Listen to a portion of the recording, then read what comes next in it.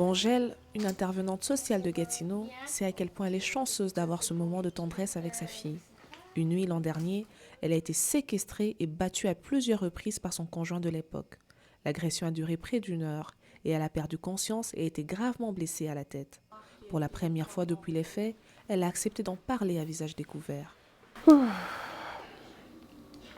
Il avait bu, il avait consommé et il m'a séquestrée dans la toilette. En fait, il m'avait donné un coup, je me suis réfugiée dans la toilette pour me cacher. Et puis je ne sais pas comment il a fait pour défoncer la porte et il a fermé la porte et il m'a frappé à plusieurs reprises avec ses mains et ses pieds. Je me souviens d'être sortie et j'étais allongée au sol. Je me suis levée, il y avait du sang qui sortait, qui coulait de ma tête. Et c'est ce que je me souviens. Bongel avait pourtant pris l'habitude d'encaisser les coups. Elle ne s'est considérée même pas comme une victime. La mère des 4 enfants explique que son silence était motivé par sa famille qui a adoré son conjoint. Au niveau de mes parents, ils voulaient que je reste là et que cet homme-là va changer, que c'est passager. Et c'était vraiment un conflit, ça fait beaucoup de conflits au niveau de la famille. Et jusqu'à aujourd'hui, il y a quelques déchirements par rapport à ça, mais j'ai pris une décision et je suis satisfaite de ma décision. Souvent, les victimes ne portent pas plainte contre leur ex-conjoint. Seuls 16% de femmes le font. Même si Bongel a failli perdre la vie, elle n'a pas voulu immédiatement aller à l'hôpital, car elle redoutait, dit-elle, les conséquences sur son ex-conjoint. Malgré ça, j'avais comme pitié de lui.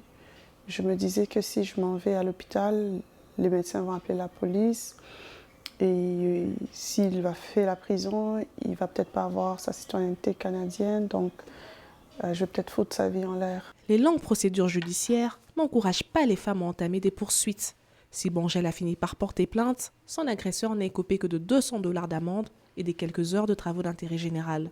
Une sentence insoutenable pour la victime. Oui, j'ai été très déçue, ça m'a découragée. Ça m'a vraiment découragée. Je me suis sentie comme trahie par la justice. Ouais. Et si c'était à recommander à une autre femme, je ne sais pas si je recommanderais. Faire de la prison, c'est très rare que ça l'arrive. Alors que si on pense quand une personne, un être humain maltraite un animal, des fois, il peut avoir jusqu'à 5 ans de prison. Alors, tu sais, moi, je suis bien pour les droits des animaux, c'est important. Mais est-ce que les femmes, on peut aujourd'hui avoir, en 2019, le même droit que les animaux? Est-ce que c'est possible qu'il y ait une conséquence directe de la violence faite aux femmes? Pour se reconstruire, Bongel a pu compter sur le soutien d'une maison d'hébergement. Mais les organismes sont confrontés à une triste réalité. Ils sont sous-financés. L'an dernier, les 7 maisons d'hébergement pour femmes de l'Outaouais ont dû refuser environ 3000 femmes et 2000 enfants. Des chiffres qui font froid dans le dos, surtout lorsqu'on sait que Gatineau à elle seule se classe 2e dans les tops de villes ayant le plus haut taux de violence conjugale. Malheureusement, les maisons d'hébergement manquent de ressources, manquent de place. Donc souvent, quand la femme va appeler, c'est le seul moment qu'elle a trouvé le courage pour appeler, puis on doit refuser. Donc, tu sais, ça compromet aussi la sécurité des femmes, là, malheureusement, oui.